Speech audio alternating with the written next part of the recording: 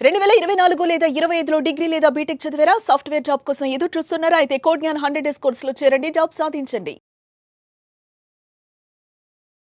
Welcome to Suman TV. నేను మీ Suman TV Nag. భార్యాభర్తలు కొద్ది రోజుల తర్వాత రకరకాల కారణాల వల్ల విడిపోతూ ఉంటారు. నెంబర్ ఆఫ్ రీజన్స్ ఉంటాయి. కొంతమందేమో ఎక్స్ట్రా మ్యారిటల్ అఫైర్స్లోకి వెళ్ళిపోతూ ఉంటారు. కొంతమందేమో డబ్బు కోసం విడిపోతూ ఉంటారు. కొంతమందేమో పిల్లల కోసం విడిపోతూ ఉంటారు. కొంతమంది తెలియకుండానే ఇంట్లో ఎక్కువగా గొడవలు జరగటం వల్ల విడిపోతూ ఉంటారు. కొంతమందేమో వ్యసనాలకు అలవాటైపోయి ఏం చేయాలో తెలియక ఇంక వాళ్ళ వాళ్ళ నెత్తి మీద వాళ్ళే గుదిబండ ఒకటేసుకొని మొయ్యలేని పరిస్థితిలో ఉన్నప్పుడు విడిపోతూ ఉంటారనమాట. కారణాలు ఇవే ఉంటాయి ఏదున్నా సరే. వీడికి సంబంధించింది కాకుండా ఇంకేది కనిపించదు మీకు. ఆ రకరకాల కారణాలు భిన్న కోణాల్లో ఉంటాయి అంతే. అడాప్టబిలిటీ మాత్రం సేమ్ అప్లై చేసి చూస్తే మాత్రం దానికి రూట్స్ అన్నీ ఇవే ఉంటూ ఉంటాయి అన్నమాట. విడిపోయిన తర్వాత కొంతమంది చాలా తెలివిగా ఏం చేస్తారంటే మెయింటెనెన్స్ అని చెప్పేసి కోర్టులో కేసు వేయటం జరుగుతుంది. ప్రతి భర్తకి ఇది ఫేస్ చేసేటువంటి ప్రతి వారికి తెలుసు అనమాట. హస్బెండ్ ప్లేస్లో ఉండేటువంటి ప్రతి ఒక్కరికి తెలుసు. చూచాయిగా చూసినా కూడా మనకు క్లారిటీ వస్తుంది. నరకం అనిపిస్తూ ఉంటాడు ఎవ్రీ మంత్ ఇంత అని పంపించేటప్పుడు. ఎందుకంటే పిల్లలు కూడా వాళ్ళ దగ్గరే ఉంటారు, ఇటువైపు పంపించరు. రెండు నరకాలు చూపిస్తూ ఉంటారు. అటు ఆర్థికంగాను రెండు ఎమోషనల్గాను కూడా నరకం చూపిస్తూ ఉంటారు. అటువంటి వాటికి లీగల్ పరంగా ఏదైనా రెమెడీ ఉందా? ఈరోజు మనతో పాటు హైకోర్టు అడ్వకేట్ అలగరి రవీంద్రనాథ్ గారు ఉన్నారు. అది వారి మాట్లాడి తెలుసుకుందాము. Hello sir. హాయ్ అండి నాగరాజ్ గారు. సార్, మనం రెగ్యులర్గా చూస్తూ ఉంటామండి. ఇప్పుడున్న సొసైటీలో అయితే చాలా దారుణాలు ఎక్కువగా చూస్తూ ఉంటాం మనం. మెయింటెనెన్స్ అవునండి, అదొక వెపన్ అయిపోయింది వాళ్ళకి. అవును వెపన్ అయిపోయింది. ఏ రకంగా చూసుకున్నా కూడా కోర్టులు చట్టాలు వాళ్ళకి అనుకూలంగా ఉన్నాయి కదా అని చెప్పేసి హై మెయింటెనెన్స్ కోసం అని చెప్పేసి ప్రతిసారి పిటిషన్ల మీద పిటిషన్లు వేసేసి అక్కడ నుంచి రావాల్సిన భరణాన్ని ఏదైతే ఉందో చట్టబద్ధంగా తీసుకునేటువంటి వాళ్ళు చాలామంది ఉంటారు. అవును సార్. వీళ్ళకి ఆ అర్హత ఉందా లేదా అనేటువంటిది కూడా కొంతమంది చూడటం లేదనమాట. అంటే పీడించుకు తినాలి అనుకునేటువంటి వాళ్ళు ఎక్కువ మంది ఉన్నారు. దీనికి లీగల్గా మనం ఏం చేయలేమా? రెమెడీస్ ఏమీ లేవా? అద్భుతం నాగరాజ్ గారు. భర్తల పాలిట ఈ మెయింటెనెన్స్ అన్నటువంటి ఏదైతే ఒక గుద్దుబండ ఉందో దాన్ని ప్రతి ఒక్క వ్యక్తి, ముఖ్యంగా కోర్టులకు వస్తున్నటువంటి ప్రతి ఒక్క మగాడు, ప్రతి భర్త ఈ మెయింటెనెన్స్ అన్న పెనుభూతం ఆ వలలో చిక్కుకుపోయి విలవిలలాడిపోతుంటాడు సార్. ఆ మెయింటెనెన్స్ చెల్లించడం, ఇందాక మీరు క్వశ్చన్ అన్నట్టుగా పిల్లలు తల్లి దగ్గర ఉంటారు. ఆ తల్లి అక్కడ వేరే చోట ఉంటుంది, తన దగ్గర ఉండదు. కానీ మెయింటెనెన్స్ మాత్రం ఎవ్రీ మంత్ తను చెల్లింపే విధానం చూస్తారా, అది నలిగిపోతున్నాడు ఈరోజు ప్రతి మగాడు కూడా. ఆ మెయింటెనెన్స్ ఎందుకు ఇవ్వాలి? తన భర్త చేసేటువంటి అరాచకమైనటువంటి కొన్ని సెక్షన్స్ పెట్టి, అన్యాయమైనటువంటి కొన్ని తప్పుదో రకంగా కేసులు పెట్టి భర్తని ఇరికించి అందులో పూర్తిగా చట్టంలో ఇరుక్కుపెట్టేసి తను పూర్తిగా ఒక పైశాచిక ఆనందాన్ని పొందుతుంది. ఏంటి, చట్టాల్లో ఉన్నటువంటి చిన్న లొసుగుల్ని ఆసరా చేసుకొని ఆ భార్య భర్త ద్వారా కొంత ఆర్థిక లాభం పొందడం కోసం చెప్పి మెయింటెనెన్స్ అనేటువంటి పెద్ద గుదిబండని భర్తల నెత్తి మీద ఒక పిడుగుపాటుగా పడేస్తుంది. భర్తలు విలవిల్లాడిపోతున్నారు. అయితే ఎటువంటి సందర్భాల్లో ఈ మెయింటెనెన్స్ అనేటువంటి పెనుభూతాన్ని అంటే చట్టంలో ఉన్నటువంటి ఆధారాలు నేను చెప్తున్నాను, ఏ సెక్షన్ల ప్రకారంగా భార్యకు మెయింటెనెన్స్ ఇవ్వాల్సిన పరిస్థితి లేదు అన్నది మనం ఈ వీడియో ద్వారా డిస్కస్ చేద్దాం నాగరాజ్ గారు.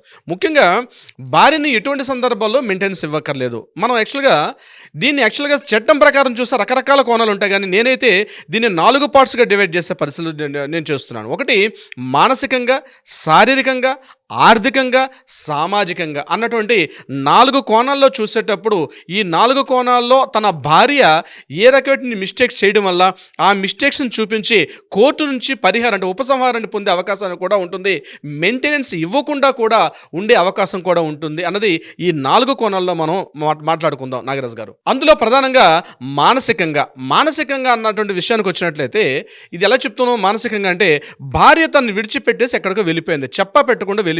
భార్య ఎక్కడికి వెళ్ళిందో తెలియదు, ఎన్ని రోజులు ఉంటుందో తెలియదు, ఎప్పుడు వస్తానో తెలియదు. కోర్టు నుంచి మనం ఒకవేళ మన ఆర్సీఆర్ పిటిషన్ వేసుకున్నా సరే ఒక సమాధానం, నేను నీ దగ్గరికి రాను, నేను ఇంక నీతో కాపురం చేయలేను, నన్ను విడిచిపెట్టేసే అని చెప్తూ ఉండిపోయి అక్కడ నుంచి ఒక పిటిషన్ వేస్తుంది, నేను భారీగా నీతో ఇన్ని సంవత్సరాలు కాపురం చేశాను కాబట్టి నాకు మెయింటెనెన్స్ ఇవ్వమని చెప్పి కోర్టు నుంచి మనకు ఒక పిటిషన్ వస్తుంది. చెప్పా పెట్టకుండా భార్య వెళ్ళిపోయి, అంటే సరైనటువంటి కారణం చూపించకుండా మానసికంగా ఒక 2 సంవత్సరాలు, ఒక నెల పాటు, ఒక ఏడాది పాటు, ఒక కొన్ని సంవత్సరాలు మానసికంగా చాలా వేధింపులు అంటే ఆ ఎడబాటుని తట్టుకోలేక అతను చాలా రకాలుగా బాధపడిపోతుంటాడు. మానసికంగా అనేక రకాల బాధలు పెడుతుంటుంది. ఇక ఉన్నటువంటి సమయంలో కూడా అనేక రకాల చిత్రహింసలు గురి చేయడం మానసికంగా. అంటే తను ఎడ్డమంటే తను తెడ్డమని మాట్లాడడం, అవునంటే కాదని మాట్లాడడం, ఇటువంటి విషయాల్లో ఇతను చెప్పుకోలేక గట్టిగా మాట్లాడితే నేను బ్యాగ్ పట్టుకుని బయటికి వెళ్ళిపోతున్నా మా ఇంటికి, నాకు చట్టం అనేది హక్కు ఉంది కాబట్టి నువ్వు ఫ్యూచర్లో నాకు మెయింటెనెన్స్ ఇవ్వాలి, నేను ఎక్కడున్నా నువ్వు నన్ను పోషించాల్సిందే, ఇది నాకు చట్టం చెప్తుంది కాబట్టి అని చెప్పి మానసికంగా భర్తని రాచి రంపాన్ని పెట్టే మహిళామలు కొంతమంది ఉంటారు. అటువంటి వ్యక్తులు చెప్పా పెట్టకుండా వెళ్ళిపోతే దీనికి సరైన ఆధారాలు, దీనికి సరైనటువంటి ఎవిడెన్స్లు కానీ చూపించుకోగలిగితే ఆ మానసికంగా పెట్టే బాధల నుంచి కూడా తప్పించుకునేటప్పుడు మనం దాన్ని కూడా మెయింటెనెన్స్ అనేది ఇవ్వకుండా ఉండాల్సిన పరిస్థితి వస్తుంది. దానికి సరైనటువంటి ఆధారాలు చూపించాలి. ఇక రెండవది శారీరకంగా, ఇది చాలా ఇంపార్టెంట్ పాయింట్. ఎట్లా అంటే ఆ స్త్రీ ఎవరైతే భార్య ఉన్నారో వేరొక వ్యక్తితోటి అక్రమ సంబంధంలో ఉండి ఆ అక్రమ సంబంధంలో ఉన్నటువంటి వ్యక్తితోటి బాగా పరిచయం పెంచుకొని కోలివిన్ రిలేషన్షిప్లో ఉన్నా, లేకపోతే అతనితో పూర్తిగా సహచర్యలు ఉన్నా, అతన్ని పూర్తిగా పెళ్లి చేసుకోకపోయినా ఇతన్ని పూర్తిగా విడిచిపెట్టేసి పబ్లిక్ అన్ని రంగాల్లో కూడా ఆమె ఆ వ్యక్తితో కలిసి ఉన్నటువంటి సందర్భాల్లో ఈ వ్యక్తి మీద అంటే మాజీ భర్త మీద ఒకవేళ మెయింటెనెన్స్ కేసు వేస్తే అది ఎట్టి పరిస్థితుల్లో కూడా చెల్లుబాటు అవ్వదు. ఆ వ్యక్తితో ఉన్నట్టుగా కానీ ఈ యొక్క సదరు భర్త గారు ఒక ఆధారాన్ని చూపించగలిగి మెయింటెనెన్స్, డివోర్స్ తీసుకోవచ్చు దానికి సంబంధించి, కానీ మెయింటెనెన్స్ అడిగే హక్కు వేరే పర వ్యక్తితోటి శారీరక సంబంధం పెట్టుకుని ఉన్న సందర్భంలో ఎట్టి పరిస్థితుల్లో కూడా కోర్టు ద్వారా మనకు ఆ మెయింటెనెన్స్ అడిగే హక్కు ఆమెకు ఉండదు. ఆ ఇంటికి వెళ్ళిపోవచ్చు, డివోర్స్ తీసుకోవచ్చు, డివిస్ మిగిలిన కేసులు ఉంటాయి. కానీ ఈ యొక్క మెయింటెనెన్స్ అన్నటువంటి ఏదైతే పార్ట్ ఉందో ఆ స్త్రీ భార్య వేరే పరపురుషునితో శారీరక సంబంధం పెట్టుకున్నట్టుగా గుర్తించినట్టుగా దాని ఆధారాలు కానీ కోర్టుకు సబ్మిట్ చేస్తే ఎట్టి పరిస్థితుల్లో కూడా వాటికి మెయింటెనెన్స్ అనేది ఇచ్చే అవకాశం ఉండదు. అది గుర్తుపెట్టుకోవాల్సిన పాయింట్. ఇది విజిలేసేస్తారు సార్. అసలు ఇది విన్నవాళ్ళు కొంతమంది విజిలేసేస్తారు ఇక్కడే సార్. అది ప్రూవ్ చేయాలి సార్ మనం తప్పనిసరిగా. ఏంటంటే శారీరక సంబంధం ఇట్లా చాలా ఎక్కువైపోయినాయండి. ఆ అమ్మాయి వేరే వ్యక్తితో సంబంధాన్ని పెట్టుకుంటుంది, వెళ్ళిపోతుంది, భర్తను విడిచిపెట్టేసి వెళ్ళిపోతుంది. కానీ కంటి ముందు కనిపిస్తుంది, ఆపోజిట్ కాలనీలోనో ఆపోజిట్ బిల్డింగ్లోనో అపార్ట్మెంట్లో మేడ మీద కనిపిస్తుంటుంది. తను చూస్తూ ఏమి చేయలేని నిస్సహాయ స్థితులకి భర్త వెళ్ళిపోతాడు. పోనీ వదిలేస్తుందా, వదలదు, మళ్ళీ రివెంజ్ తీర్చుకున్నట్టుగా నాకు మెయింటెనెన్స్ అని చెప్పి కేసులు పెట్టినప్పుడు అటువంటి సందర్భాల్లో ఈ రకంగా ఉంది కాబట్టి నేను ఇవ్వాల్సిన అవసరం చెప్పి కోర్టు పెడితే కోర్టు నిర్ద్వందంగా ఆ పిటిషన్ని క్యాన్సిల్ చేసి ఆ మెయింటెనెన్స్ ఇవ్వాల్సిన అవసరం లేదని చెప్పి చాలా సందర్భాల్లో కోర్టు కూడా ఒక తీర్పులు ఇవ్వడం కూడా జరిగింది. మీరు చెప్పినట్టు సెకండ్ పాయింట్కి చాలా మందికి చూసిన తర్వాత కొంతమంది పాలిటి మీరు దేవుళ్ళ కనిపిస్తారు. ఓ ఇలాంటి ఒక ఉపశమనం ఉందా అనుకున్నట్టుండే చాలా తక్కువ మంది తెలిస్తే. మూడవది ఆర్థిక సంబంధాలు. మానసిక శారీరక తర్వాత మూడో పాయింట్ మనం ఆర్థిక సంబంధాలను. ఆర్థిక సంబంధాలు అంటే భార్య ఒక ప్రాపర్ ఇన్కమ్ సోర్సెస్ ఉన్నటువంటి అసెట్స్ కలిగి ఉన్న, భార్య మంచి పొటెన్షియల్ జాబ్ చేస్తున్నా, లేదా భార్య మంచి వ్యాపారంలో ఉన్న, మంచి ఐటీ రిటర్న్స్ ఫైల్ చేస్తూ భార్య ఆర్థికంగా స్తోమతగా ఉన్న సందర్భాల్లో కూడా ఎట్టి పరిస్థితుల్లో మెయింటెనెన్స్ ఇవ్వాల్సిన అవసరం లేదు. ఇది గుర్తుపెట్టుకోవాల్సిన అవసరం. భార్యగా సరైన ఇన్కమ్ సోర్స్ ఉండాలి. అది బిజినెస్ కావచ్చు, లేదా జాబ్ పాయింట్ ఆఫ్ వ్యూ కావచ్చు, అసెట్స్ కావచ్చు, లేకపోతే స్థిర చరాస్తులు కలిగి ఉన్నటువంటి ఒక భార్య ఉన్నప్పటికీ కూడా ఆర్థికంగా పరిపుష్టంగా ఉన్నటువంటి భార్య ఉన్నటువంటి స్థితిలో కూడా అటువంటి వ్యక్తి మళ్ళీ నాకు మెయింటెనెన్స్ కావాలి అని చెప్పి కానీ కోర్టు గుమ్మాలకి కేసు పెడితే ఈ ఆధారాలు చూపిస్తూ కోర్టు నుంచి ఆ యొక్క మెయింటెనెన్స్ పిటిషన్ని రద్దుపరుచుకునే అవకాశం సదరు భర్త గారికి ఉంటుంది. ఆర్థికంగా ఆవిడ ఒక స్థిరంగా ఉన్న సందర్భంలో అది ప్రూవ్ చేయగలిగితే. అంటే భర్త కన్నా ఎక్కువ ఉందా, భర్త కన్నా తక్కువ ఉందా పరిగణలో తీసుకోడు. ఆవిడ ఇండివిజువల్గా తన బతకగలదా లేదా, తన కాళ్ళ మీద తన ఇండివిజువల్గా తన పోషణ చూసుకోగలదా అన్నటువంటి స్థితిగా ఉన్న సందర్భంలో ఎట్టి పరిస్థితుల్లో కూడా మెయింటెనెన్స్ అన్నది ఇవ్వాల్సిన పరిస్థితి లేదని చెప్పి అనేక సందర్భాల్లో కోర్టులు కూడా తీర్పులు ఇవ్వడం కూడా జరిగింది దీనికి సంబంధించి నాగరాజు గారు. ఇక సామాజిక పరంగా అంటే ఇక్కడ ఈ యొక్క భర్త చాలా ఇంపార్టెంట్ పాయింట్ ఏంటంటే సొసైటీలో ఈ యొక్క వ్యక్తి తన అమ్మ నాన్న తన ఫ్యామిలీతో కలిసి ఉంటాడు. ఈవిడేం చేస్తుంది, నువ్వు ఒంటరిగా వచ్చేసేయ్, నువ్వు మీ అమ్మ నాన్న చూడాల్సిన అవసరం లేదు, మన ఇద్దరం వేరే కాపురం పెట్టుకుందాం వచ్చేసి అని చెప్పి ఇన్స్టిక్ట్ చేస్తున్నా, దానికి సంబంధించి బాగా ఇంట్లో గొడవలు పెడుతున్నా. అంతేకాకుండా సామాజికంగా ఏంటంటే చుట్టూ ఉన్న కుటుంబాలు కావచ్చు, చుట్టూ ఉన్న కాలనీలు కావచ్చు, బయటకు వచ్చి వీరంగం చేస్తారు కొంతమంది. రీసెంట్గా కొన్ని కేసులు చూస్తాం. అత్తామామలతో ఉన్నటువంటి భర్తను కూడా, అంటే ఆ అబ్బాయిని భర్తను కూడా ఈమె ఏం చేస్తుందంటే నన్ను రకాలుగా ఇబ్బందులు పెడుతున్నాయని చెప్పి సోషల్గా వచ్చి ఆవిడ మొత్తం రచ్చరచ్చ చేస్తారు.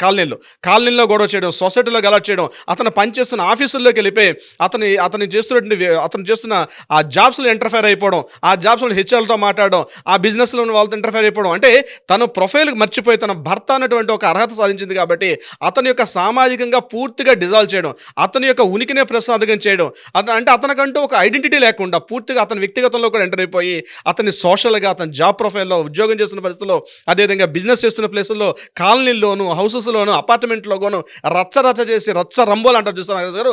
ఆ రకంగా పూర్తిగా ఆమెని పరువు ప్రతిష్టలకు భంగం వాటిల్లే విధంగా ప్రవర్తిస్తారు కొంతమంది. అంటే ఇంట్లో బాగానే ఉంటారు, కాస్త చిన్న గొడవ వెంట తలుపులు తీసుకుని బయటకు పారిపోయి ఆ జుత్తు అంతా వెళ్ళబూసుకొని బట్టలు ఇప్పేసి ఇగో మా అమ్మ అత్తమ్మ కొడుతుందనే, మా భర్తను కొట్టి తరిమేసాడు, అందరూ రండి, ఈ పక్క వాళ్ళు రండి, ఆ పక్క వాళ్ళు రండి అని చెప్పి పూర్తిగా హడావుడి చేసి గొడవలు చేసి ఒక రకమైనటువంటి ఒక నాటకీయ పరిణామాలు అక్కడ కల్పించి ఏర్పాటు చేస్తుంటారు కొంతమంది భార్యలు. చాలా కేసులు అవి కూడా వస్తున్నాయి. అట్లా రకంగా డిఫేమ్ చేస్తే వీళ్ళు చూస్తే కాస్త గుట్టుగా కాపురం చేసుకుంటున్న కుటుంబం సోషల్ స్టేటస్లో కాస్త మంచి వారిని, ఒక పరువు ప్రతిష్టలకు ఉన్నటువంటి సొసైటీలను వాళ్ళని పూర్తిగా రోడ్డుకి ఇచ్చేస్తారు. అవి ముఖ్యంగా చెప్పండి ఇటీవల కాలం సోషల్ మీడియాలో ఒక్కసారి సోషల్ మీడియాలోకి ఎంటర్ అయిపోయి వాళ్ళని డిఫేమ్ చేయడం, లేకపోతే ఆ వీడియోస్ అన్ని బయట పెడతాన్ని బెదిరించడం, అంటే సామాజిక పరంగా భర్త యొక్క కుటుంబాన్ని, భర్తని పూర్తిగా డిఫేమ్ చేయడం కానీ అటువంటి సంబంధించి కానీ అటువంటి యాక్టివిటీస్ చేస్తున్న దీన్ని 498 తప్పుదో పట్టి కేసులు వేస్తున్న డీవీసీ తప్పుగా, అంటే ఆ చేసినటువంటి ఆ ఎవిడెన్స్ అన్ని కూడా తప్పు అని కోర్టు నిర్ధారించిన ఇటువంటి సందర్భాల్లో కూడా మెయింటెనెన్స్ ఇవ్వాల్సిన అవసరం లేదని అనేక సందర్భాల్లో కొన్న కోర్టులు కూడా తీర్పులు చెప్తున్నాయి. అలహాబాద్ హైకోర్టు రీసెంట్గా ఇచ్చిన తీర్పు అయితే దీన్ని ఎగ్జాల్ చేశారన్నమాట. అక్కడ గుజరాత్లో ఇదే కేసు సంబంధించింది, జామ్నగర్లో కేసు నడిచింది.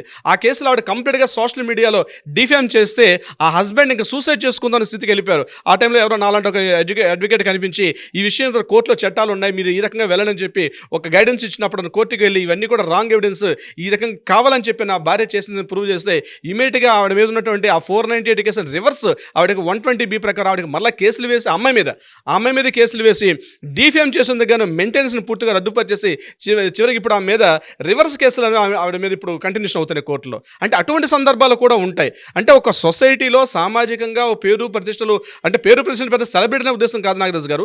మనం ఉన్నటువంటి అపార్ట్మెంట్లో, మనం ఉన్న కాలనీలో ఏదో కాస్త పేరుగా ఉన్నటువంటి కుటుంబాలు కూడా భార్య అనేటువంటి ఒక బ్రహ్మ పదార్థం ఇంటికి వచ్చి పూర్తిగా ఆ యొక్క పరువు ప్రతిష్టలు భంగం వాటిల్లే విధంగా ప్రవర్తిస్తే అటువంటి సందర్భాల్లో కూడా ఆ కేసులను కానీ సరైన ఆధారాలు కానీ కోర్టు ముందు ప్రవేశపెడితే అటువంటి సందర్భాల్లో కూడా మెయింటెనెన్స్ ఇచ్చే అవకాశం ఉండదు అని కూడా మనం చెప్పుకోవచ్చు.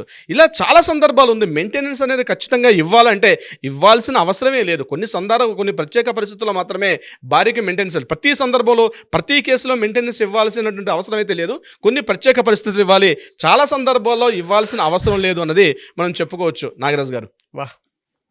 కానీ చాలామందికి మీరు ఇచ్చినటువంటి వెసులుబాటు చట్టంలో ఇవి ఉన్నాయని చెప్పేసి ఎప్పుడైతే చెప్పడం జరిగిందో ఎక్కువ మంది కింద కామెంట్ బాక్స్లో హ్యాట్స్ ఆఫ్ చెప్తూ థ్యాంక్స్ చెప్తారు సార్. ఎందుకు అని అంటే కొన్ని పాయింట్స్ కొంతమందికి తెలియదు.